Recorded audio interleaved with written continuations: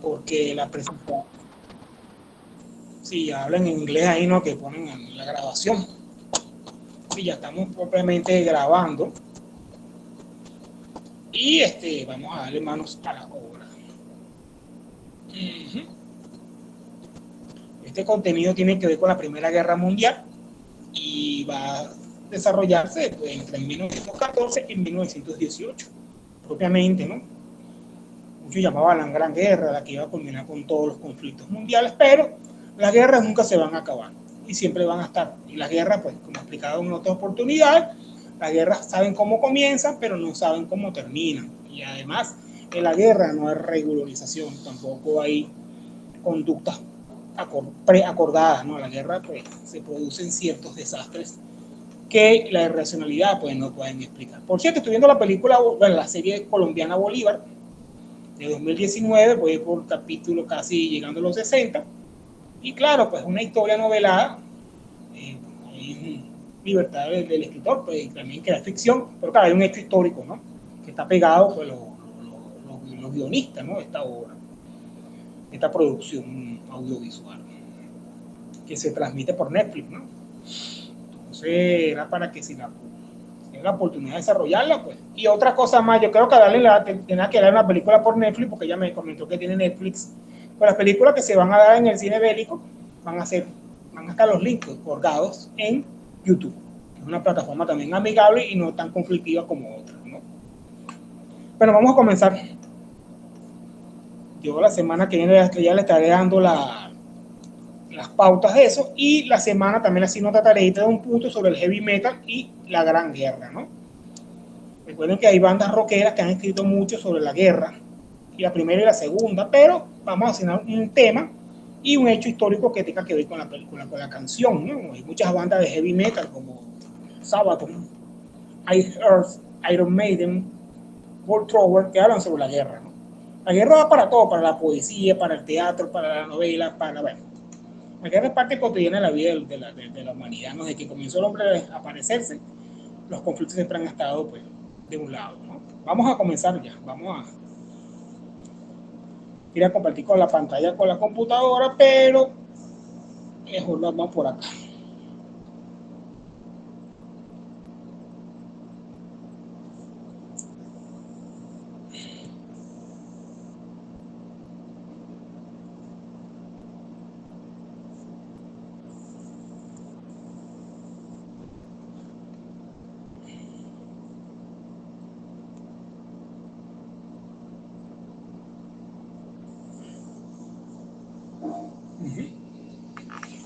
Este es el contenido del día de hoy. La Gran Guerra, fin de todas las batallas.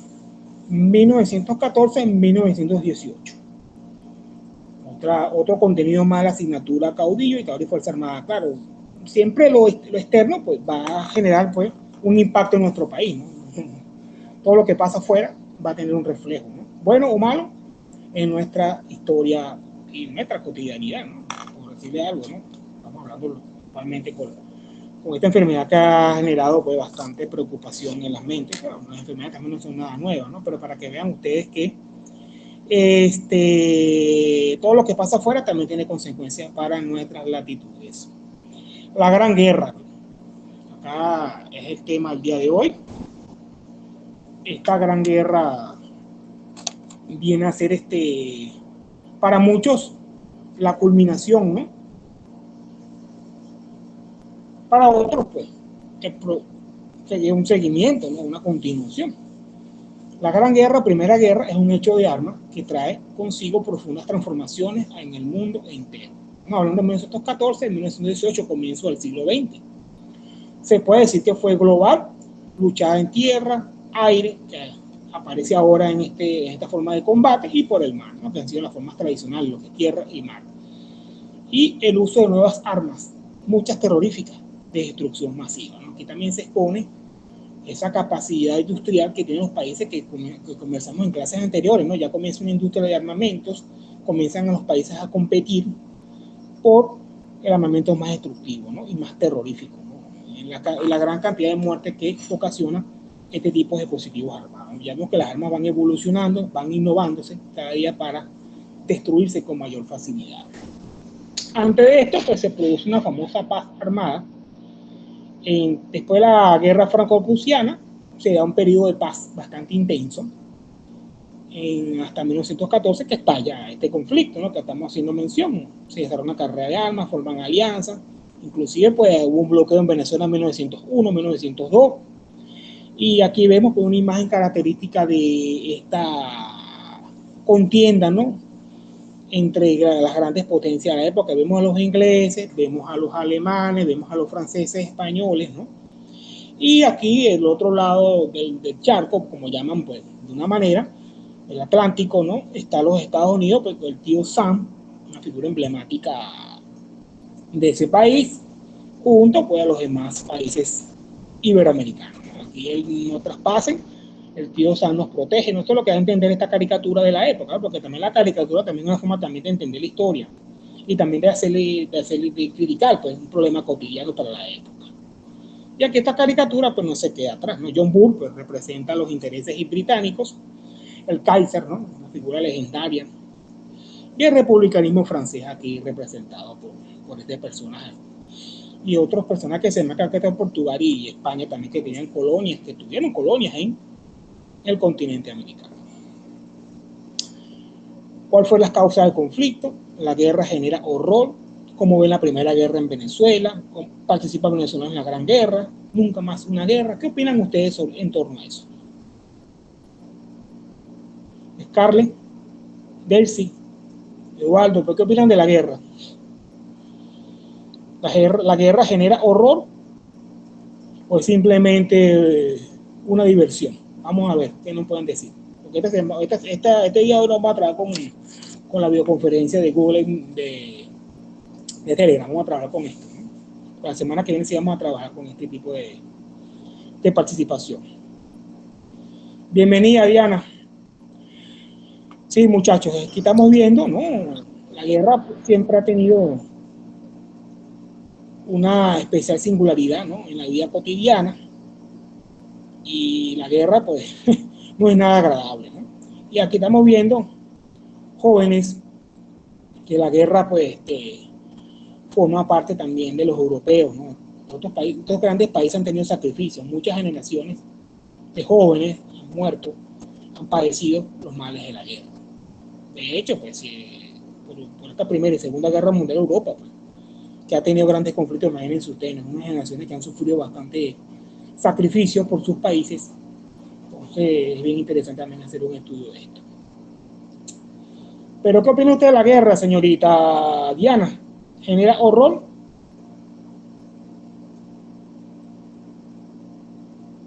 Núñez, hay venezolanos en la Primera Guerra Mundial. ¿Qué opinan ustedes como previamente, como algo previo, para poder hablar un poco sobre esta temática bien interesante? Bueno, yo creo que sí, que la guerra genera horrores, pues porque creo que se expande cada día en una guerra, o sea, se generan muertes, las guerras son demasiado costosas y casi siempre al finalizar una guerra, los países implicados tienen problemas económicos por todo el dinero que se gasta financiando. Sí, la guerra pues, tiene mucha razón, Núñez. La guerra, pues, es lo que todos, y como ustedes como individuos críticos, pues deben entender que la guerra tiene conflictos, ¿no? Trae muertes, trae gastos, trae penumbra, pero también hay otras personas que consideran la guerra como una especie de transformación, ¿no? Porque hay gente que aplaudía eso, no se crean, ¿no? Habían teóricos que decían que la guerra era necesaria para que se despejaran algunas cosas, ¿no? Y pudiera, pues, crecer el árbol de la libertad, ¿no? Por decirle algo, ¿no? Pues vean a Thomas Jefferson. Dígame, Diana, ¿qué nos puede decir? Bueno, ¿usted cree que hubo venezolanos en la Primera Guerra Mundial? Dígame. Profe, eso incluso es una concepción que tenían los antiguos, ¿no? Que la guerra movía a las sociedades y que la guerra era necesaria. Pero en definitiva, pues la guerra genera horrores y Claro, de los exactamente. peores. Incluso de ahí se deriva, tras la Segunda Guerra Mundial, pues la necesidad de pactos internacionales que lucharan por los derechos humanos. No, existían pues los famosos derechos de gente. Pero la guerra, mira, cuando están en conflicto, la gente pierde la racionalidad. Ahí no existe nada de eso. Tú puedes ser muy una persona que no mata ni una mosca, pero regresas a la guerra, regresas traumatizado. Y con ganas de matar, porque que se acostumbra a matar no es fácil que otra vez regrese a la cotidianidad, ¿no?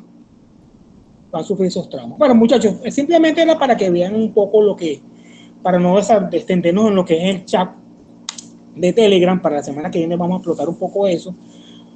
Pero sí, la guerra es esto, ¿no? Y aquí vamos viendo pues, desarrollo tecnológico, hombres en juego, sistema obligatorio militar, servicio militar obligatorio, perdón, los estados mayores y todo lo que hemos hablado a continuación. Pero esta guerra fue muy importante porque desarrolló pues un motivo.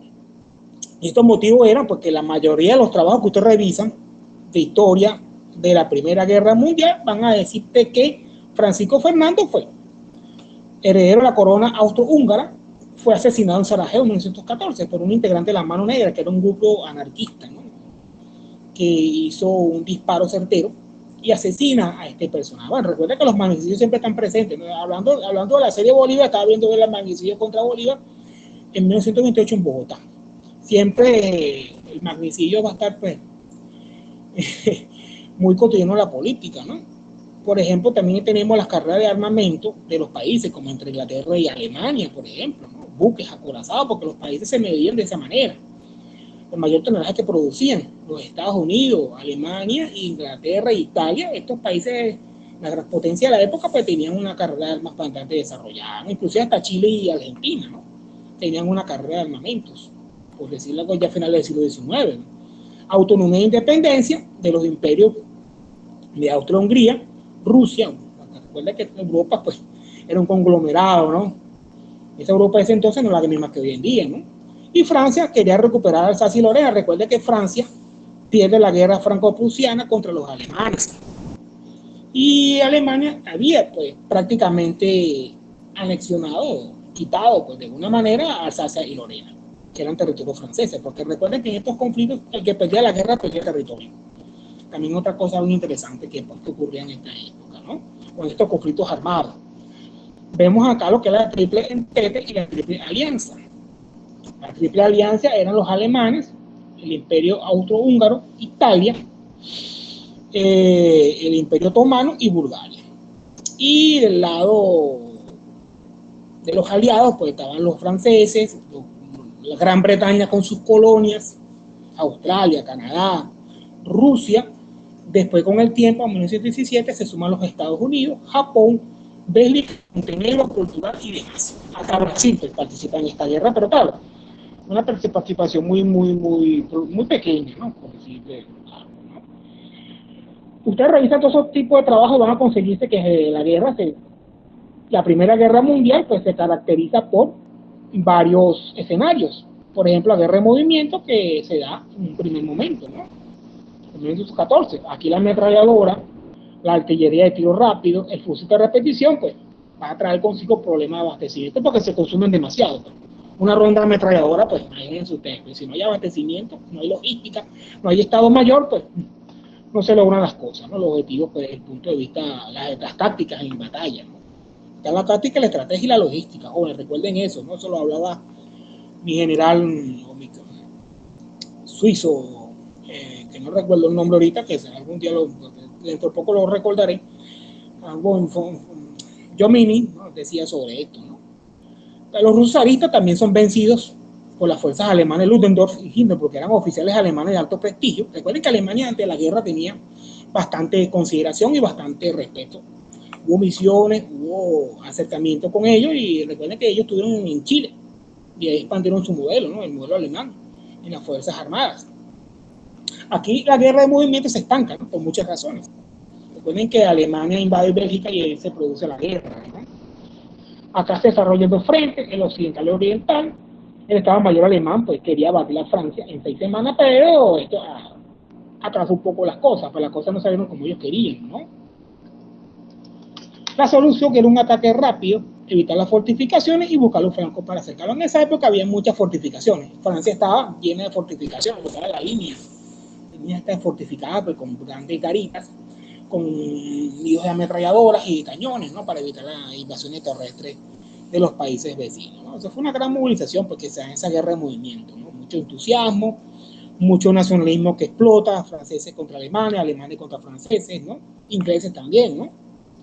Que se dan en este corto. Aquí estamos viendo un mapa de la época que refleja un poco lo que era estos conflictos, la Triple Alianza y la Triple Entente, los países aliados y los países que recibían pues, el ataque de los aliados, ¿no? Europa pues, se convierte en un gran campo de batalla, más que todo se lucha en Bélgica y Francia, ¿no? Que se dan los grandes combates por la libertad, ¿no? Entre estas apetencias de los alemanes, ¿no? De sus aliados, el imperio austrohúngaro. Entonces este mapa también va a cambiar después de la guerra, ¿no? Pero eso es lo que se daba en 1914. Donde que la geopolítica es muy cambiante, ¿no? Y aquí estamos viendo un poco lo que representa esto, ¿no? Lo que estamos hablando. Acá estamos ya estamos un año de conflicto, la guerra se está agotando por un lado y aparece la guerra de posiciones. 1915-1916, ¿no? Aquí estamos viendo que el problema es el abastecimiento, la logística.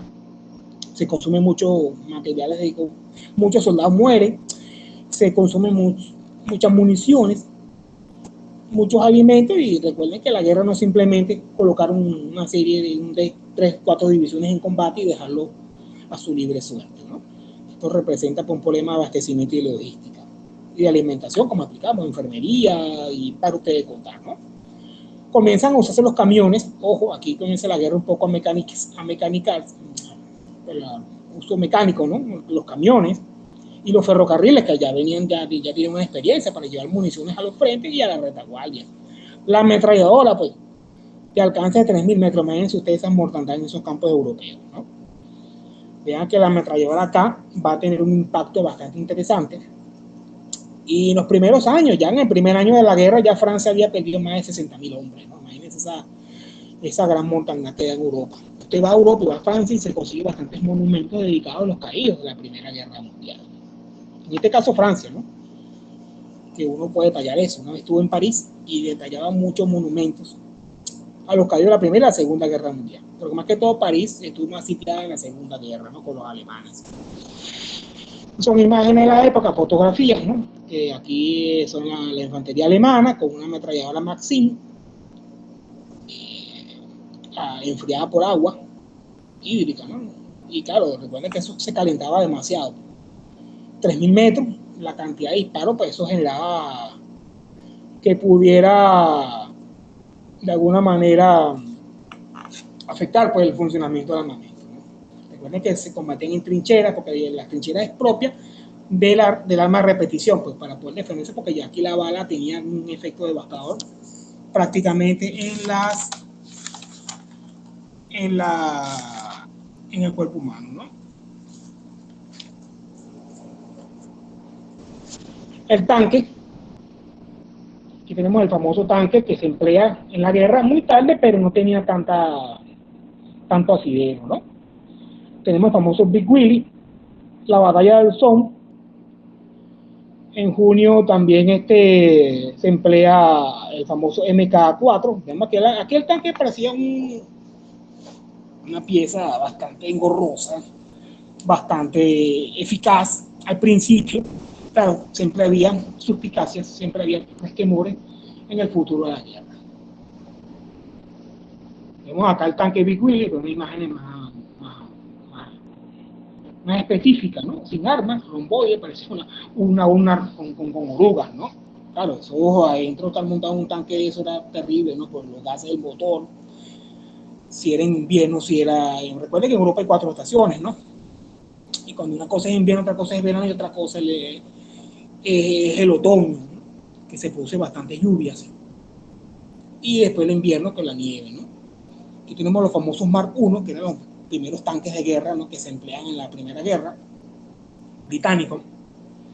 Claro, evidentemente era para terrenos difíciles, para poder traspasar las trincheras, transportar pertrechos y capturar posiciones enemigas fortificadas. Evidentemente, esto estaba operado por varios tripulantes, por varios artilleros, el conductor y el maquinista, ¿no? Y era una pieza bastante engorrosa, ¿no? Aquí muestro un tanque alemán para que vean un poco lo que También los alemanes tenían sus tanques, los vean esos tanques, a diferencia de un Panzer alemán de la actualidad, de la Segunda Guerra, pues había bastante diferencia, ¿no? En el diseño y la conformación, ¿no? Y la autonomía. Los franceses también tienen su tanque ligero, pues una versión francesa que se construyó los franceses. Aquí también está la industrialización militar, la revolución industrial también en juego, ¿no? La guerra trae consigo bastantes adelantos y bastante ingenios que son puestos en práctica en las batallas. Aquí la batalla más sangrienta de la Primera Guerra Mundial fue la batalla del Somme. 20.000 soldados británicos pierden la vida, ¿no? Esa batalla duró 4 meses, imagínense ustedes. Eso lo dice Killian, ¿no? Que quien hace un estudio de la guerra de las batallas de la Primera Guerra Mundial, ¿no? Él toma la batalla de Waterloo, la batalla del Somme y otra que se me escapa que comienza con la batalla de Dunkirk, la guerra de los 100 años, ¿no? Y aquí la montaña es terrible. Las condiciones de guerra, pues vean estas condiciones. Esto era en verano, imagínense ustedes en lluvia, los pies se le mojaban, había mucho pie de trinchera, que eso ocasionaba que el soldado, la tropa durara semanas, días con los pies mojados, ¿no? Con la bota. Seguimos con la guerra de posiciones. Aquí la ofensiva equivale a fuego en movimiento, ¿no? Y aquí va cambiando un poco el concepto de la táctica, ¿no? La trinchera, los alambres de púa, el casco de acero y los nidos de ametralladora pues serían fortalecidos en la defensa, ¿no? Aquí comienzan a hacer los cascos de acero jóvenes. Y la clave eran los ataques. Aquí estamos viendo al joven Luis Antonio Yair Moreta. ¿Cómo está, joven? Tengo que hablar con usted o yo. El uso del casco, ¿no? Los primeros cascos eran de coche, este famoso casco alemán Pickenbauer, que se llamaba así, y después el casco de acero que emplean los alemanes, el casco francés y el casco británico. También Venezuela tiene unos cascos cuando a comienzo, no importa cascos de este tipo de ingleses, eso lo usan los ingleses y lo usan los alemanes. Claro, es una variedad de cascos, ¿no? Las fuerzas belgas, las fuerzas francesas, las fuerzas portuguesas usan este tipo de cascos para protegerse, pues, la cabeza de los impactos de la bala, ¿no? Acá son imágenes de la época, mucho entusiasmo cuando comenzó la guerra, ¿no? Mucha gente se fue a inscribir en el servicio militar, muchos jóvenes, claro, ¿no? Sedientos de venganza, sedientos de nacionalismo, ¿no? Por representar al Kaiser, que también es del lado francés y del lado británico, pero muchos no regresaron a sus hogares. Acá estamos viendo un testimonio de que el impacto de proyectil era terrible, ¿no? Vean acá, ¿no? Literalmente la tierra temblaba con cada impacto. Vean qué impacto que da, digamos, lo que es la intensificación de la guerra y lo que es también esa capacidad de destrucción, ¿no? Que tienen estos países cuando se enfrentan, ¿no? El gasto que se hace, el disparo constante sonante de ametralladoras, de disparo de la artillería, pues, de precisión, las granadas. No, eso es una cosa bien terrible, ¿no? Estar viviendo esos momentos. Hay películas que reflejan un poco eso, ¿no? Ese temor, esos miedos, el pánico en trincheras. Las trincheras con los que le acabo de mencionar, ¿no? Aquí hay un hecho bastante interesante. En estos 14 de diciembre, las fuerzas hostiles en hostilidades, pues, cesan y se ponen a celebrar la Navidad, ¿no? Hay una canción de Sabaton que también está dentro de esto, va a servir para ilustrar un poco esto, ¿no? Se mueve una noche de paz. Las fuerzas dejan de luchar, se ponen a jugar fútbol y celebran la Navidad, ¿no? Una fecha también de reencuentro, ¿no? Si se ponen a ver ustedes. Bueno, los heridos, los mutilados, que son parte también de la guerra, ¿no? La guerra no solamente es avanzar, atacar y disparar, ¿no? También es el lado feo de la cuestión, ¿no? Horrible, por decirlo de alguna manera. Aquí tenemos un ejemplo de lo que son las trincheras. Vean acá, ¿no? La trinchera francesa, las posiciones de tiro, también una especie de dormitorios, espacios donde la tropa y la oficialidad descansaban, ¿no? Había que estar alerta, ¿no? Que se asomaba mucho la cabeza, le volaban un disparo. Hay muchos francotiradores también, ¿no? Esperando cualquier descuido. Por eso que el casco era importante, ¿no? Para evitar más bajas. En la primera parte de la guerra, 60.000 muertos por el lado francés, imagínense ustedes, ¿no? Que era terrible esta mortandad, ¿no? También recuerda que en esa época la población había crecido gracias a los avances industriales, sanitarios, ¿no? La población en Europa había crecido, ¿no? También otra cosa bien interesante. Pero las guerras comienzan de alguna manera a descargar un poco la población, ¿no? A eliminar. Acá estamos viendo otro testimonio de un sargento de este batallón de fusileros, creo que eran escoceses, ¿no? Porque lo que es la Gran Bretaña eran escoceses, ingleses y irlandeses. Recuerden que entre ellos habían diferencias, ¿no? Entre ellos mismos. Pero claro, todos en nombre del rey o la reina. Y claro, van a luchar, igualmente están australianos, canadienses participando de este conflicto, ¿no? Sudafricanos también en esa época dependían de la Gran Bretaña, ¿no? Aquí vemos el tamborileo de las ametralladoras en la distancia, cuando 10 yardas siguiente parecía que solo quedaban unos pocos hombres a mi alrededor. Vean que es lo terrible, ¿no? Porque hay muchas experiencias, también hay muchas memorias, ¿no? Y cartas que escriben soldados pues, en la guerra, ¿no? Lo que padecieron, lo que ellos vivieron. Claro, ya esta gente ya no está viva. Ya la Segunda Guerra Mundial, los que vivieron la Segunda Guerra, ya la mayoría están muriendo, ya no quedan pocos, pero la Primera Guerra Mundial mucho menos, ¿no? La gente que vivió esa época, pues no es fácil de conseguir, ya no existen, ¿no? Pero sí quedan sus memorias, quedan sus pesares escritos, ¿no? Quedan sus cartas. El problema de los historiadores ya resolver esto. Bueno, aquí la granada también es importante, ¿no? Aquí las granadas alemanas, estas granadas tipo, parecen una especie de espada, ¿no? Que lanzan contra el enemigo. Lo que les mencionaba, pues. Es una cita de Geoffrey Reagan, perdón, al fin y al cabo, se le pide al soldado que actúen como asesinos, de manera que los instrumentos primarios sean lo más importante, que lo socialmente adquirido. Lo que les mencionaba, joven, cierro comillas, lo que les mencionaba, pues. La guerra convierte al hombre más pacífico del mundo en un asesino, pues, en serio, bueno, un asesino, pues, porque la guerra lo obliga a asesinar por su vida. Y muchos regresaban, pues, traumatizados, pues, con el efecto postraumático. Había una enfermedad porque, psicológica, al regresar de la guerra, pues muchos no regresaban muy bien, ¿no? Y aquí estamos viendo pasajes de esto, porque va a la guerra muchas veces viene con sus pesadillas, con sus miedos, con sus temores, y se incorpora a la vida civil y no le es fácil, ¿no? De eso hay bastantes estudios sobre ese tipo de comportamiento psicológico. También en Italia, pues, se da bastantes episodios. En el año 17 ya la guerra va avanzando, ¿no? Aquí vemos tropas italianas. Aquí los italianos eran buenos en las montañas, igualmente que los austriacos. Aquí entre Austria e Italia se da una guerra bastante interesante, ¿no? Y aquí vemos tropas arpinas en los montes, los famosos montes que no me recuerdo el nombre, que están en Europa, ¿no? Bastante interesantes. La batalla del Mont, otra batalla bastante interesante. Aquí los franes alemanes fracasan. Esto busca una derrota rápida de Francia, porque Francia y Alemania pues, siempre han tenido esa rebelión, como les mencioné, ¿no? Y la Segunda Guerra Mundial pues, va a desembocar en esto, ¿no? Por consecuencia de esto. Otro punto de combate que se da es en Turquía. El Imperio Otomano estaba del lado de los alemanes y el Imperio Austrohúngaro, ¿no? Aquí tenemos un combate que se da, una batalla bastante interesantes que se dan en los Dardanelos. Recuerden que Turquía es un territorio bastante estratégico para el paso entre Europa y Asia. Y acá los ingleses pues, desembarcan en Galípoli y fracasan, ¿no? Aquí Churchill tiene una mala experiencia. Es joven, pero Churchill pues, recibe pues, aquí un bautizo de guerra no muy favorable, ¿no? Y aquí Galípoli, lamentablemente, los ingleses sufren bajas considerables. Esto también es puesto en marcha. ¿Ven? Aquí el impulso industrial, ¿ven? Aquí la innovación, ¿ven? Estos eran grandes piezas de artillería movilizadas por ferrocarril, se emplazaban que a 150 kilómetros de la ciudad y disparaban desde allá. Imagínense azotando a las pobladas, azotando los campos de batalla, ¿no? Ese constante cañoneo que podía estar cercano a ti, ¿no?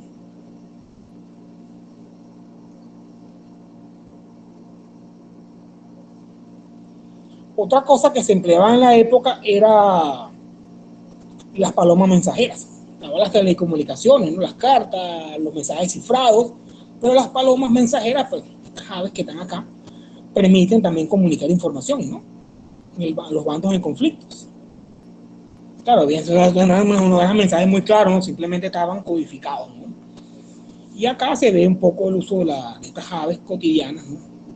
De nuestras plazas, que en Europa lleva bastante y se utilizan como mecanismo de información. Otra cosa que también no solamente las guerras afectan a los militares, sino también a los civiles. Vemos acá imágenes de la época, como una mamá protege a su niño con las máscaras de gas. Aquí se comienzan a emplear las máscaras de la guerra química, ¿no? el hambre, los bombardeos, las enfermedades, pues, también hace estrago en la población civil, ¿no? Ese pánico, ese terror, pues, el psicológico de la población ante los ataques, por ejemplo, de unas piezas de artillería de gran peso, de gran calibre, que azotando una ciudad, imagínense ustedes, ¿no? Vivir bajo una noche de sueño, ¿no? Y tener esa preocupación encima. Aquí, como les mencioné, la guerra química, ¿no? Los alemanes comienzan con eso, con los muros de sililo, en el frente oriental, pues la batalla Ypres se usa el gas cloro presurizado. Eso pues, le decían el gas pimienta, el gas mostaza, perdón. Pimienta y piña, ¿no? Pero respiraba una leve brisna de ese tipo de gas y lamentablemente quemaba los pulmones, ¿no? Y los fosas nasales. Vemos acá el uso de lanzallamas, aquí un aparato que se emplea en la guerra. Era muy engorroso en esos momentos, esos lanzallamas eran para más que todo quemar posiciones y neutralizar, evidentemente te quemaba con un chorro de fuego terrible, ¿no? En la Segunda Guerra Mundial tiene mayor uso, pero aquí en la primera es experimental, pero vean que era muy engorroso, ¿no? Hasta los caballos pues se les colocaba, o las mulas, se les colocaba pues una máscara, porque la mula era más que todo para transportar. Recuerden que la mula no obedece, el caballo sí.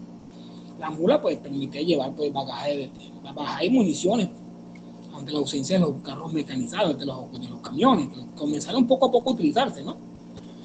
Acá el manejo de las máscaras antigas, muchos se urinaban y se colocaba un poco de la máscara para que el gas cloro pues, no tuviera tanto impacto. También se disparaban pues cápsulas de gas. Vemos acá la guerra química.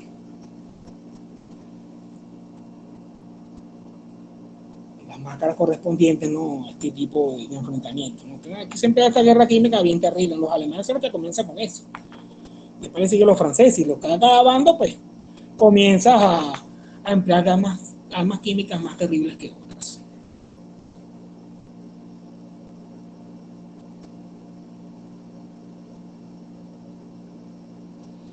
Ya estamos por cerrar la guerra, 17-18, la guerra comienza a desgastar a los bandos en conflicto, a los países en confrontación, y la batalla de Verdún pues, y el Somme, pues, batallas que duran 4 meses, imagínense, la que les mencioné ahorita, la del Somme, duró 4 meses más de combatiendo, ¿no? Sin ningún avance, ¿no?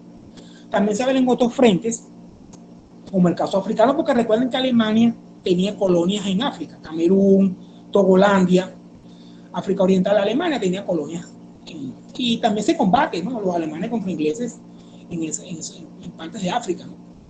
Y Alemania después de la guerra pierde muchas colonias en África. Ludendorff, este general que está acá, fracasa en Bulgaria. Alemania pide un armisticio, ya el Kaiser pues no estaba en el poder, y aquí poco a poco los alemanes van declinando. Vean aquí la derrota, ¿no? Plasmada en las imágenes de esta fotografía de la época que uno toma de Google. Vemos aquí la derrota del soldado alemán, ¿no? Sin ganas de luchar, la moral por el piso, supongo yo, ¿no? Y claro, sus grandes generales ya no podían hacer más nada, ¿no?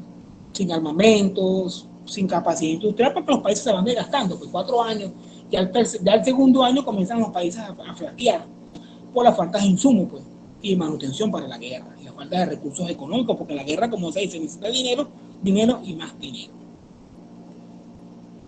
Aquí el alto mando tenemos el famoso Kaiser Guillermo, pues, la figura emblemática, esos bigotes, ¿no? Con un monóculo, ¿no? Que se respetaba siempre el oficial alemán, la Cruz de Hierro, esta famosa Cruz de Hierro muy, muy famosa. Tiene una condecoración del mundo militar, ¿no? Alemán, de la Cruz de Amata, la Cruz de Banma. Hay muchos tipos de condecoraciones que se dan a los esfuerzos de guerra, ¿no? A los hechos de valentía, ¿no? Y su valoración, pues, que se le da al personal de infantería. Y bueno, también naval y de las Fuerzas Armadas, por decirlo algo, ¿no? Acá vemos que en el año 17 los Estados Unidos participan en la guerra, porque Estados Unidos estaba alejado de ese conflicto, ¿no? Pero por razones de un hundimiento de un barco de ellos, civil, ellos se van a la guerra. Pero Estados Unidos pues no estaba muy animado a participar en esa Primera Guerra Mundial, porque era un esfuerzo económico bastante interesante, que no había ninguna gana de gastar dinero en eso, ¿no? Y acá pues las tropas también a comienzo de esa guerra estaban muy mal organizadas, pues, tenían dificultades, pero después se acoplan, ¿no? ellos participan en la guerra en 1917, porque les mencioné lo que les mencioné, ¿no? Otra cosa que también pasa, interesante desde el punto de vista político ideológico, es la toma del poder del Estado. El zar Nicolás II abdica a un gobierno provisional, pero aquí están los comunistas, ¿no? Encabezados por Lenin, buscando pues la salida del zar Nicolás. El zar Nicolás es ejecutado, su familia también, pero Lenin pues era un comunista, asesorado por los alemanes, financiado por los alemanes para que echara bastante lavativa en esa Rusia convulsionada. Los mencheviques, los comunistas, y claro, los bolcheviques y mencheviques pues, eran unas tendencias rivales de la época, y aquí se dan bastante efusividad política e ideológica, ¿no? Aquí comienza la famosa Revolución de Octubre y se implanta pues, con el tiempo en la Unión Soviética. Otra cosa interesante acá, las mujeres no solamente fueron gran empleo de fábricas de municiones, soldados, fusiles, aviones, ¿no? También las mujeres, como el caso, pues, tienen un papel importante. Por ejemplo, Mata Hari, esta acá, esta bella mujer, Edith Clavel y Milka Santi. Por ejemplo, me voy a referir más que todo a Mata Hari, que era una espía alemana que fue fusilada. Ella trabajaba para los alemanes con información. Entonces, se acostaba o le sacaba información al alto mando francés para así transmitir información al bando alemán, ¿no? Entonces, el espionaje también es parte de esto, ¿no? Las guerras. También la guerra, las mujeres pues participan en ella, en este caso, estas damas que están acá, ¿no? Tienen singular participación. Vemos acá esto, ¿no? Donde se expresa estas bellas damas, ¿no? Haciendo su trabajo. Pero Mata Hari tiene un destino trágico. Ella es fusilada, ¿no? Fusilada por sus actividades pues, de espionaje, ¿no? En esa época la ley de muerte, la pena de muerte era muy común, ¿no? No se jugaba como hoy en día. Pero la pena de muerte en esa época pues, era algo muy cotidiano y pública de paso. Acá la guerra naval también tiene su escenario muy importante, que es los famosos acorazados, que en clases anteriores hemos hablado un poco de esto, han blindado, sistema de control de fuego y motor más rápido, ¿no? El motor a vapor pues, iba innovando. Aquí aparecen los submarinos alemanes, que tienen bastante impacto. Por ejemplo, la Gran Bretaña pues, estuvo a punto de colapsar su economía. Aquí la batalla naval de Jutland, 1906, tiene bastante importancia. Acá los británicos piden 3 cruceros por uno de los alemanes, ¿no? Aquí los alemanes, esta es una guerra naval que se da en esta época, un choque de acorazados. En esta época los acorazados eran el norte de la navegación militar, o la guerra naval, ¿no? Aquí tenemos ejemplo de otro tipo de buques. Vemos acá estos grandes acorazados, poder de fuego, movilidad y blindaje, ¿no? Esto también hay mucho acero en juego acá. Después con la Segunda Guerra Mundial, este tipo de buques no va a tener gran significación porque van a ser fácilmente hundidos por los aviones, ¿no? La aviación aeronaval. Y como elemento de la batalla naval de 1916, ¿no? Que les mencioné ahorita, ¿no? La batalla naval más grande de la Primera Guerra Mundial. Aquí la flota británica, pues 151 buques, ¿no? 24 eran acorazados. Estos los famosos buques acorazados. Vean la dimensión que tienen estos grandes barcos. Grandes piezas de artillería, naval, torpedos. Era más que todo se utilizaban. En esa época no había misiles, torpedos y minas. Y artillería, pues de grueso calibre. Acá lo que les mencionaba por los famosos submarinos alemanes, los sumergibles, ojo, ¿no? Recuerden el sumergible Honling, también los chilenos tenían algo de eso, los peruanos, perdón, pero aquí la guerra naval va a tener bastante significación, como les mencioné, ¿no? Poderosa arma, ¿no? de la Primera Guerra Mundial. Claro, la segunda va a tener mayor uso, pero para que vean, pues, que los alemanes, pues, utilizan este tipo de sumergibles, que nos van a tomar un poco, torpedeaban barcos civiles, barcos mercantes, y generaban estragos económicos, ¿no? Más que todos los ingleses, porque recuerden que en Gran Bretaña o Inglaterra es una isla, ¿no? Y el bloqueo naval formaba parte también de la estrategia de la guerra, ¿no? Vemos acá en la Primera Guerra Mundial, vean que no tienen gran profundidad. Vean un tipo de modelo, pues, eran motores Diesel. Y aquí vemos un ejemplo, pues, de 270.000 toneladas, perdón. Y claro, su profundidad no era muy muy corta, ¿no? Aquí más que todo para enfrentarse a los submarinos era el uso de minas, también las que acá eran muchas magnéticas, se pegaban al casco del submarino y los podían hacer explotar. Más que todo el Mar del Norte se caracterizó por esto, ¿no? Este famoso Lusitania, el que les mencionaba, ¿no? Este buque es hundido, un buque estadounidense, un buque mercante de pasajeros, porque en esa época, recuerden la época del Titanic, ¿no? Los transatlánticos cruzaban el Atlántico a diestra y siniestra. Y acá, pues la gente viajaba de esa manera, ¿no? Un viaje transatlántico duraba una semana. A diferencia de un buque a vapor, un buque a vela, que la navegación te duraba 3 meses, 2 meses, ¿no? Y así en escala, ¿no? Vemos acá que el hundimiento de este buque por un submarino alemán hace ingresar a los Estados Unidos en la guerra, ¿no? Aquí una base de submarinos alemán de la época. Pero estos modelos que les mencionaba, pues eran para el UB-14. Buenos días, profesor. Buenos días, Joano. Ataque sorpresa a las rutas comerciales. Evidentemente era estrangular el comercio de los ingleses, porque Inglaterra siempre ha sido, pues, sitiada y bloqueada. Pues. Bueno, Napoleón lo hizo Hitler, también lo hizo los alemanes del Kaiser en este entonces, ¿no? Vemos que eran para hundir buques mercantes, lo que fue la batalla del Atlántico en la Segunda Guerra Mundial. Pues. No tenían mucha autonomía, eran más que todo experimentar, pero vemos que aquí no se medía más de 15 metros, ¿no? Demostró pues que podía pues llevar la guerra submarina a un futuro, ¿no? Y tampoco no llevaba muchos torpedos, porque recuerden que habían torpedos de proa y torpedos de popa, ¿no? Del buque. Vemos acá, ¿no? La importancia, ¿no? Un testimonio, pues, abro comillas, ¿no? Donde lo posible de nuestra flota de batalla pueda quedar fuera de combate a causa de los ataques submarinos. Vean la importancia que le dan los británicos a el submarino alemán, que emplean en ese conflicto armado, ¿no? La tripulación de un submarino alemán, por supuesto, posando, ¿no? Con la fotografía de la época, con las cámaras de la época, perdón, no habían teléfonos, por si acaso. Aquí, bueno, otra cosa que también pasaba cuando hundían un barco mercante, los náufragos, ¿no? Muchos eran recogidos, muchos eran dejados a su suerte, ¿no? Y en esta época los barcos también tenían una especie de camuflaje, ¿no? A la distancia tú los ves, pero de cerquita los ves, pero a la distancia era más que todo para mezclarse entre los oleajes, ¿no? Esos camuflajes pues siempre ha sido pues importante en el mundo militar, ¿no? Recuerden, en esa época también los uniformes eran muy vistosos, pero con el tiempo los uniformes se mimetizan con el medio ambiente, donde van a combatir, claro está. Otra cosa importante aquí es la guerra aérea, que también tiene su importancia. Vemos acá cómo se utilizaba un comienzo en el reconocimiento aéreo, y aquí se comienza a experimentar con la ametralladora, ¿no? Frontal.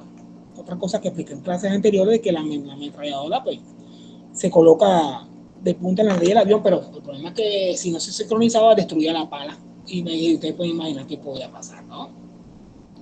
Vemos el famoso Manfred von Richthofen, el famoso balón rojo, aquí está, este señor, muy famoso, de la aviación alemana, con más de 80 victorias registradas, claro está, porque una cosa había que anotárselas, ¿no? Cuando regresaban a la base. Y los Haas, después de 10 victorias en combate aéreo, le daban una especie de categoría, ¿no? Cuando juegan estos juegos también en línea, una especie también de condecoración o de respeto, ¿no? Dentro de los comilitones. Aquí la guerra aérea, pues, 6.000 metros, pues exige gran esfuerzo físico y mental, que en esta época no existían máscaras de oxígeno en los aviones. Recuerden que usted sube a altitud, a los más de los 5.000 comienza el organismo no funciona porque hay poco oxígeno. Eso también era interesante también de tomar en cuenta, eran combates muy bajos. A subir los 6.000, pues te puede sufrir un mareo y te precipitas a tierra, ¿no? Recuerden que ahí están las fuerzas G. Aquí el famoso entre los monocasas Fokker-Eneker, con poca potencia, que esto va poco a poco aumentando, ¿no? Y con metralla sincronizada, ¿no? Es la primera generación de aviones de combate, ¿no? Casas que significa el combate entre ellos mismos, el bombardero y el caza, ¿no? Y el avión de reconocimiento y el avión de entrenamiento, una serie de tipos de aeronaves, ¿no?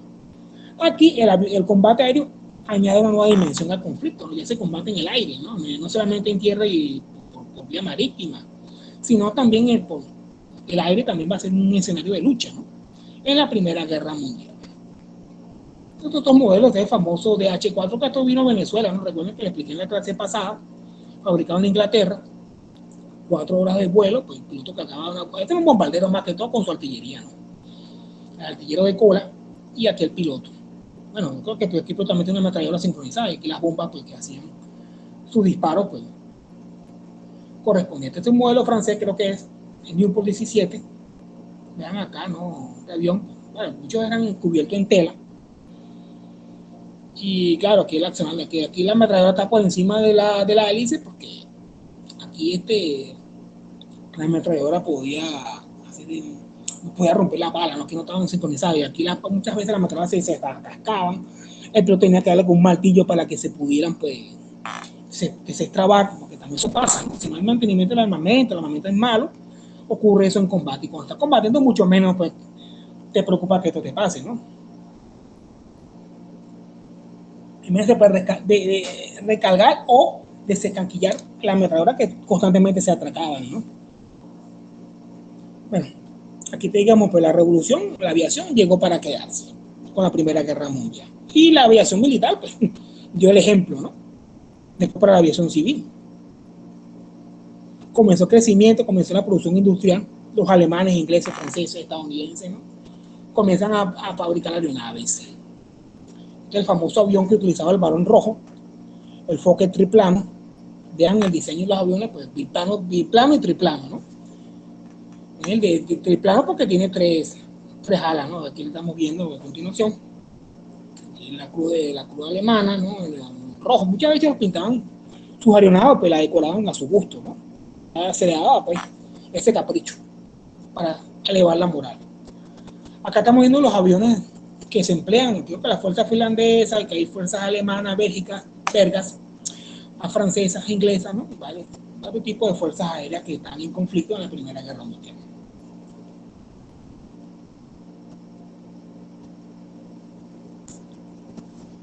Acá, pues, vemos a otro testimonio del teniente Sucklin, del escuadrón número 65, ¿no? De la Real Fuerza Aérea.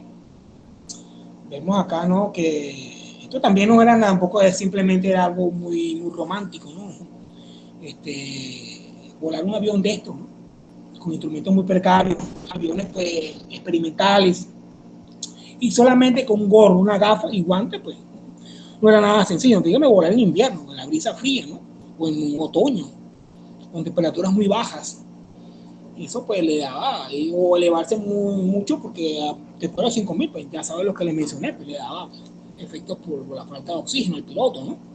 Claro, hay instrumentos muy precarios, pues, acá, más que todo un altímetro, un medidor un tacómetro, un compás para guiarse y, no sé, y un contador de cuánto tenía el combustible, ¿no? Para regresar a la base. Y volaban más que todo de día, ¿no? Ellos hacían esos ataques, esas incursiones. Había aviación nocturna, ¿no?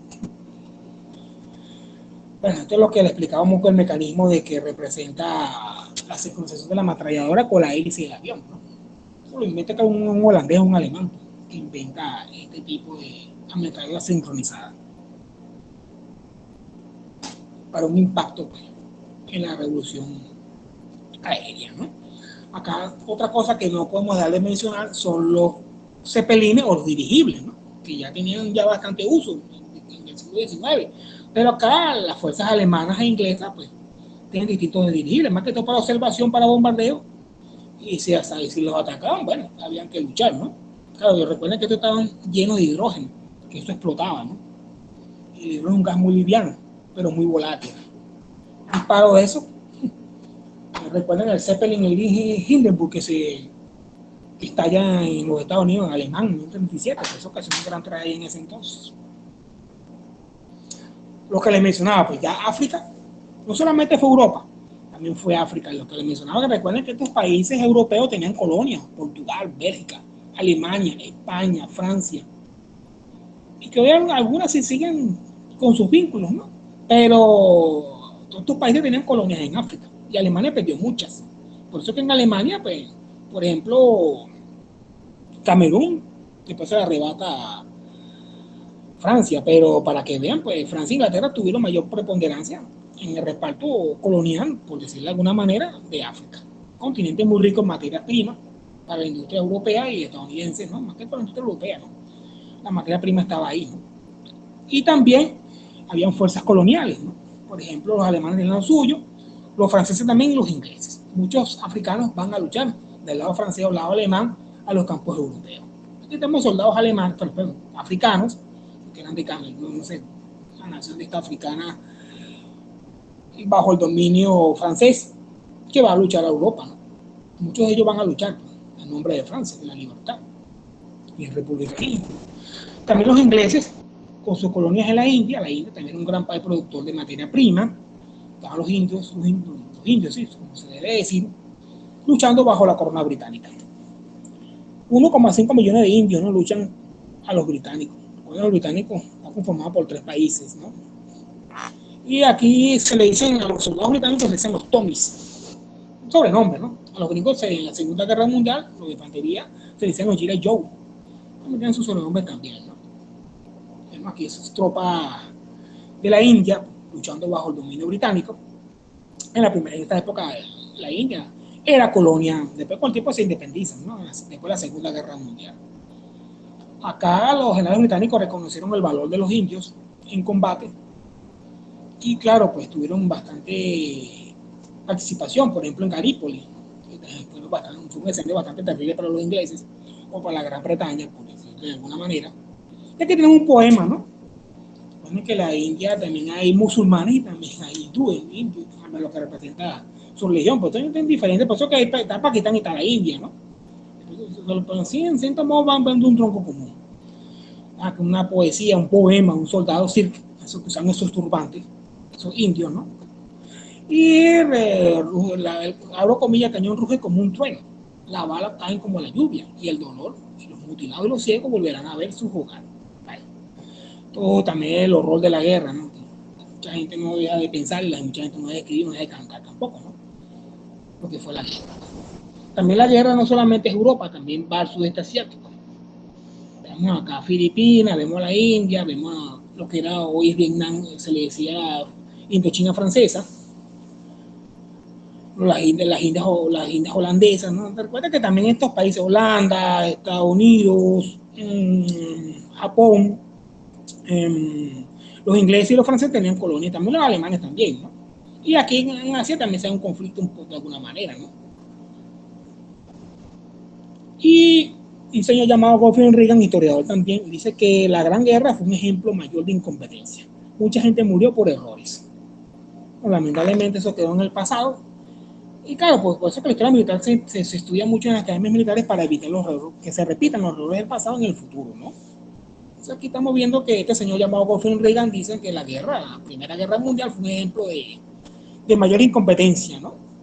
Desde el punto de vista militar y malas decisiones. Bueno, es una imagen que corresponde a Hitler.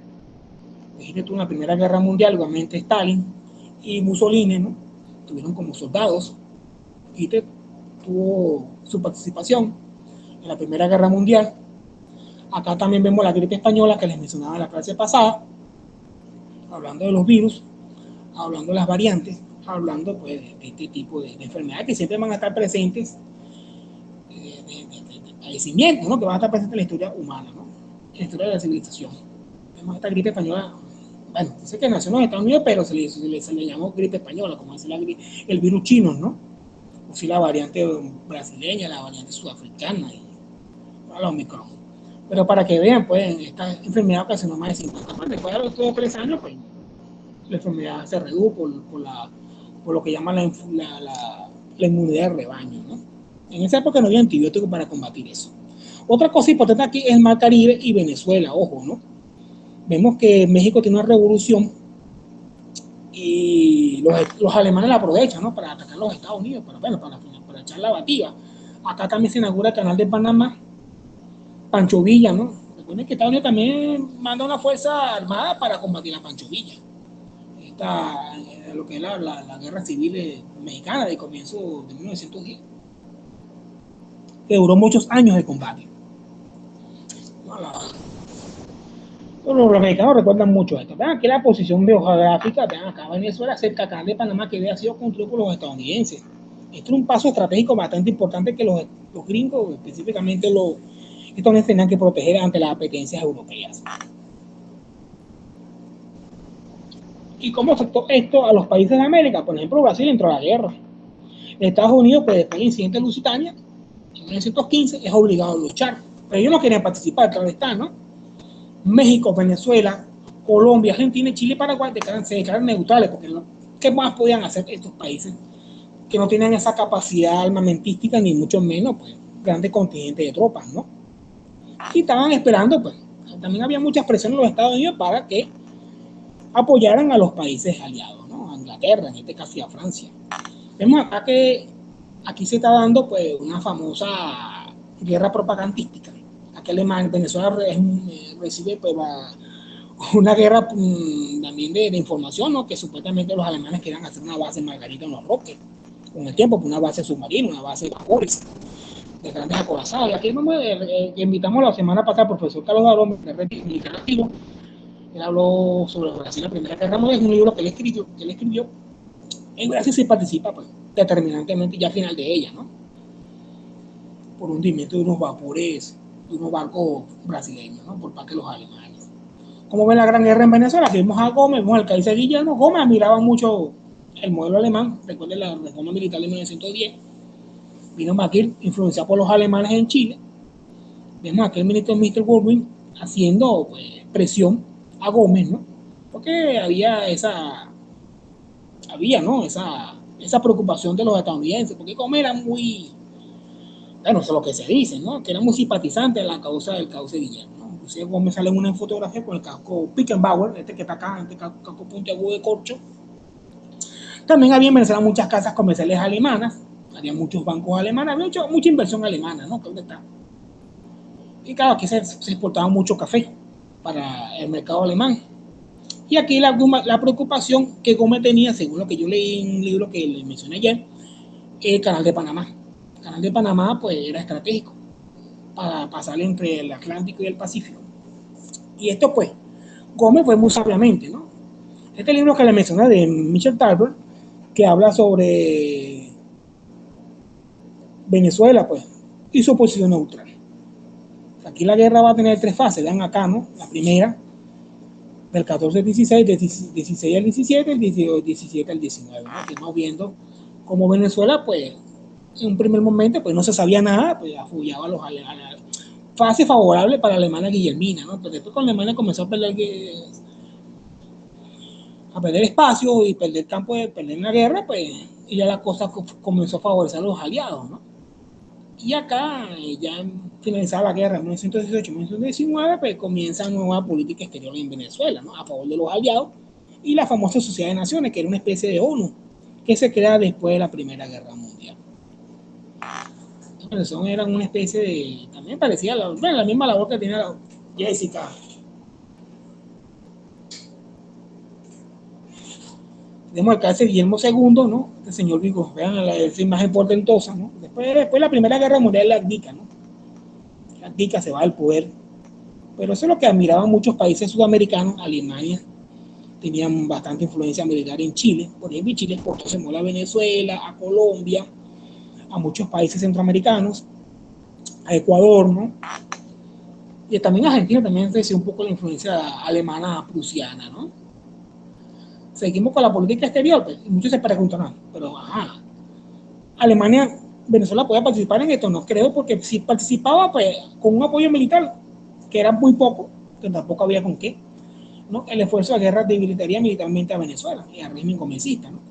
A la rehabilitación gomecista, ¿no? Un descuido podía generar un alzamiento interno en el país, ojo, ¿no? Eso era peligroso para Gómez, porque Gómez, pues, se mantuvo 27 años, pues, de astucia e inteligencia. Gómez no se mantuvo porque era buena gente, ¿no? Si Gómez tenía que saber, pues, gobernar en esa Venezuela de ese entonces, ¿no? Y que ningún venezolano que se sepa, ojo, a menos que se consiguen archivos por ahí investigando, perdió la vida por la agresiva guerra submarina de Alemania, ¿no? No obstante, Brasil tiene otra historia muy distinta, como les mencioné, el Lusitania, el hundimiento de los submarinos alemanes. Vean el interior de un submarino alemán, pues, muy engorroso, pues, llenos de mecanismos, llenos de válvulas, llenos de mecanismos, pues, para que los tanques de desagüe, de lastre, hagan su trabajo, porque recuerden que eso tiene un mecanismo de lastre, ¿no? que se llena de agua para bajar y se expulsa después que quieran elevar a la superficie. Pues también otra cosa también interesante que pasa en esta guerra, hay participación venezolana, por ejemplo, Luis Carlos Ramírez, este señor que está acá, va a luchar del lado francés, va para la infantería, estuvo en la batalla del Somme, que duró 4 meses, la batalla de Armand, la batalla de Toul y la batalla de Rif, eso fue en Marruecos, ¿no? Eso fue después de la guerra. Estaba Francia, España luchando por la guerra de Rif, que fue el norte de África, ¿no? Pero para que vean que el señor que está acá, pues estuvo en la Primera Guerra Mundial como apunta a Valladares. Tiene un trabajo sobre eso, Carlos Valladares, ¿no? No es Clemente, pero no Carlos Valladares. Otro señor bastante que participa en este conflicto venezolano se llama Ismael Urdaneta, que también sobrevive a la guerra, ¿no? Lucha en la Legión extranjera, era poeta, combate en Galípoli, Ucrania y Serbia.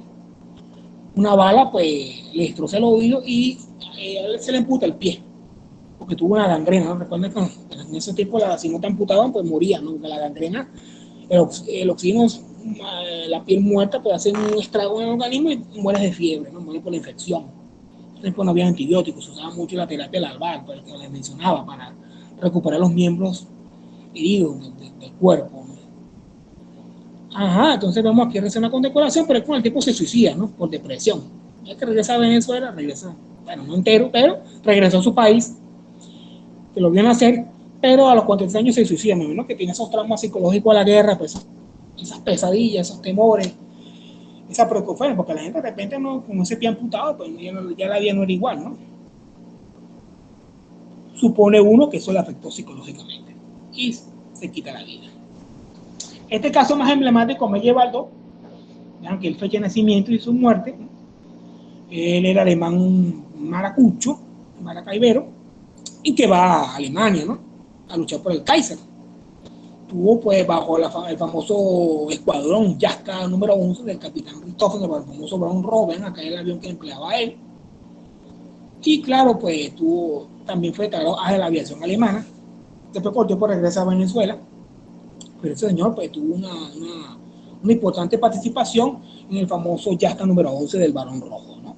Recuerda que el Barón Rojo muere de un disparo de un soldado de infantería, ¿no? Bueno, eso es lo que se dice, ¿no? Muere y tienen honores, pero el Barón Rojo fue un hombre, bueno, lo que se dice, y tiene un trabajo escrito sobre la guerra aérea, lo tengo por ahí en mis documentos en Word, bueno, broma esta, en la nube de Google, donde hablan sobre este señor Barón Rojo, ¿no? Bastante interesante y bastante mítico, ¿no? Y de leyenda. Aquí vemos a Meyer Bardot, que como le explica un poquito más detallado, ¿no? De este venezolano que participa en la Primera Guerra Mundial. Por el lado alemán, ojo, ¿no? Vean acá, ¿no? Un poco lo que es su biografía, ¿no? De este señor, eso motivó los 100 años de la primera victoria aérea de Carlos Meyer Bardot, la Fuerza Aérea. Pues. Él viene de Venezuela, asesora Gómez, participa también en la aviación militar venezolana. Otro personaje también interesante es Nogales Méndez, que era un mercenario, ¿no? Que luchaba porque hablaba varios idiomas, ¿no? Estuvo en la guerra hispano-estadounidense, ruso-japonesa y otras confrontaciones. Y estuvo luchando del lado turco en la Primera Guerra Mundial. Pues. Ven acá que los franceses lo desprecian, pero los alemanes lo reciben, ¿no? Y luchaba bajo las órdenes de esos turcos. Sobrevive a la guerra y muere en Panamá en el año 37, a los 57 años de edad. Este señor, pues, le echó mucha la batida al general Gómez, pues. Trató de invadirlo, trató de hacerle la vida imposible desde el punto de vista armado, pero, pues, era aventurero, era mercenario y también quería, pues, tener reconocimiento, pues, hacer leyenda, ¿no? Como dicen por ahí. Bueno, ya estamos finalizando este contenido. Vemos acá que aquí en París, o en Francia, perdón, se firmó un armisticio con el fin de la guerra. Es un tren que es emblemático, un vagón de ferrocarril, que después los alemanes lo recuperan en la Segunda Guerra Mundial para... Aquí los alemanes ven eso como una humillación y Hitler explota mucho eso con su resentimiento. Y lo que origina la Segunda Guerra Mundial en parte es ese armisticio, porque dicen que los alemanes no tienen que rendirse, tienen que seguir luchando, pero ya Alemania no daba más. Acá los efectos, muchachos, ¿no? Se escribe un tratado de paz. Vemos acá que mucha gente no regresó de la guerra, muchos regresaron mutilados, pues bueno, vemos esta imagen que está acá, ¿no? Que a veces se le colocaba un brazo, un reemplazo, ¿no? Una prótesis, ¿no? Porque muchos regresaban pues mutilados, ¿no? sin brazos, sin piernas, o heridas en el rostro, como les mencioné, ¿no?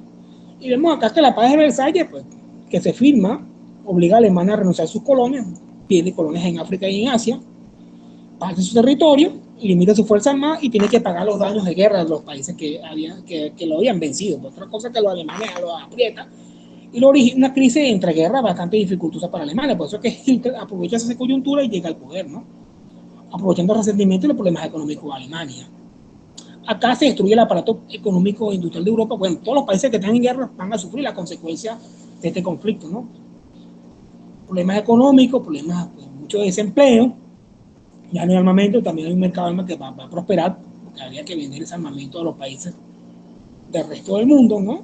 Y el resto de Europa, claro está. Y aquí aparece como potencia los Estados Unidos y el Imperio del Japón, que Japón participa del lado de los buenos, ¿no? Por decirlo de alguna manera. Japón vence a los rusos en 1905, pero Japón poco a poco va a inyectar ese vigorismo, ese vigor, pues, de expansión en África, y lo vamos a ver más adelante. Y los efectos, pues, siguen, como le expliqué anteriormente, se crean las famosas naciones, Liga de Naciones o Sociedad de Naciones, ¿no? Una especie de antesala de la ONU actual, con sede en Ginebra, Suiza. Esto va a fracasar cuando el tiempo va a desaparecer, ¿no? Porque Italia invade Etiopía, Mussolini, eso va a ser un conflicto que va a terminar que esta organización desaparezca, esta sociedad desaparezca, ¿no? También hay otro elemento importante, surge el fascismo, ¿no? Puede haber el fascismo soviético, el fascismo alemán. En este caso tenemos a Stalin y también Hitler y Mussolini. Entonces que Hitler y Mussolini participan en la Primera Guerra Mundial, los dos son veteranos de guerra, ¿no? Y acá pues estamos viendo la Rusia soviética, el nacionalismo alemán y el fascismo italiano, ¿no? Representado como fruto pues, de esta Primera Guerra Mundial, ¿no? Esto requemore porque estos países estaban pues en conflictos. Y aquí donde los populistas, donde los líderes pues autoritarios aprovechan pues, el descontento de la población, ¿no? Para llegar al poder. Estos son recordatorios que se dan mucho en Europa. En Europa usted va a Bélgica, usted va a Francia, o más que todo a Francia y Bélgica, hay muchos recordatorios, hay muchas dramatizaciones, hay mucho como una especie de obras de teatro, ¿no? Que se dan en el continente europeo para reivindicar o recordar la guerra. Y muchos monumentos, como les expliqué. Bastantes cementerios que hay en Francia, en Alemania, en Bélgica, donde están los caídos, ¿no? Y monumentos a la batalla, donde se dieron las grandes batallas de la Primera Guerra Mundial. Como les mencionaba, por los grandes campos de cementerios, donde los caídos pues, son aquí depositados. Son depositados en estos cementerios que les mencioné que están en Francia.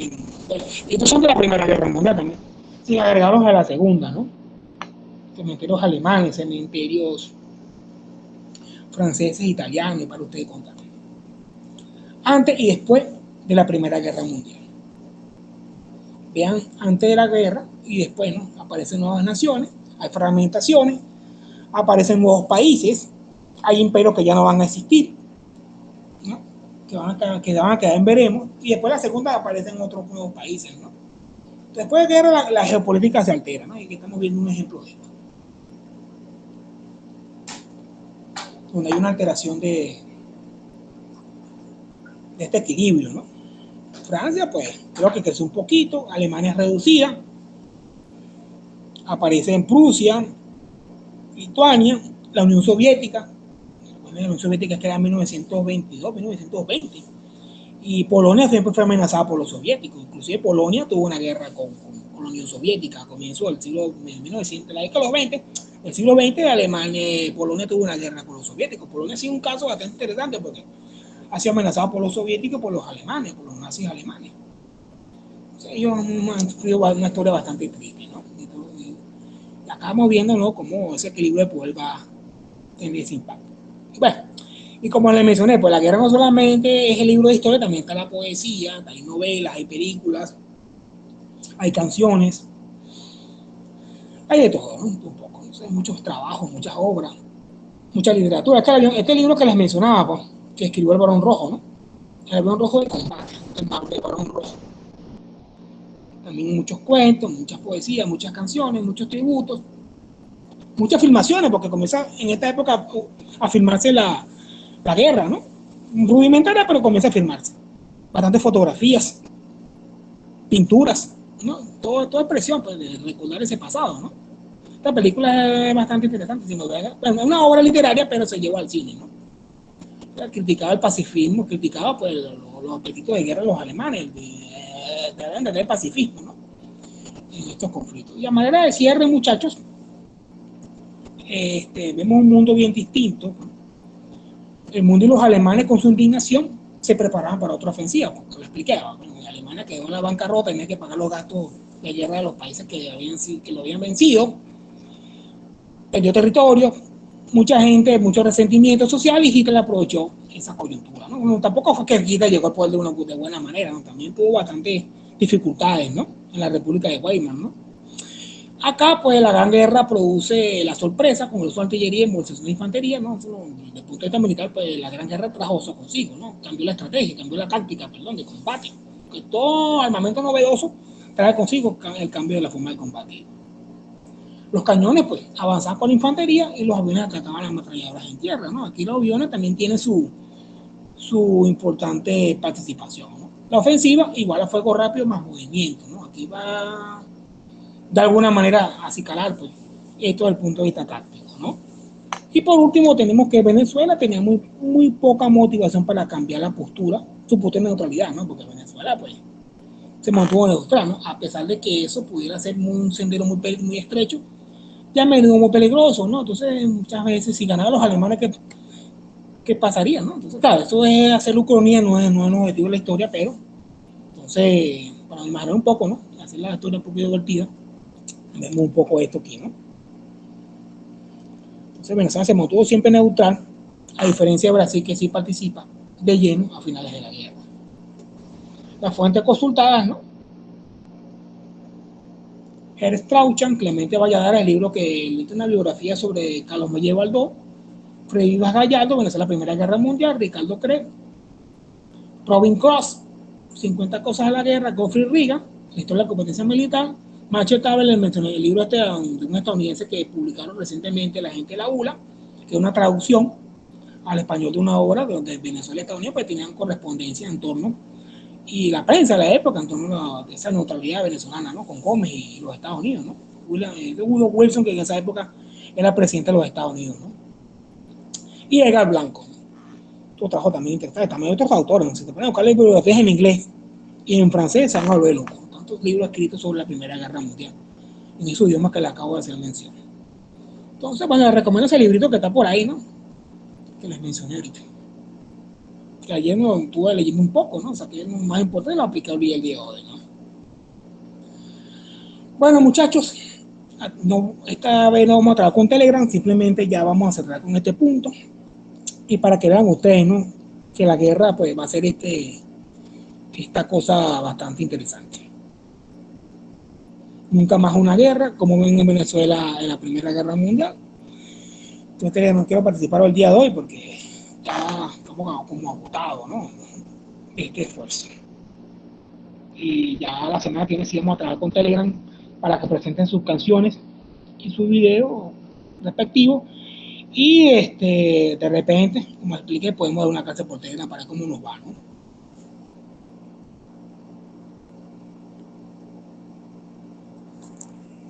Profe, ¿hay una asignación para la próxima semana? Yo creo que sí. Vale, que Carrún es el que los avisa a ustedes, ¿no? Son 5. Vamos por el número 3. Faltan 2 nada más de un puntico, ¿no?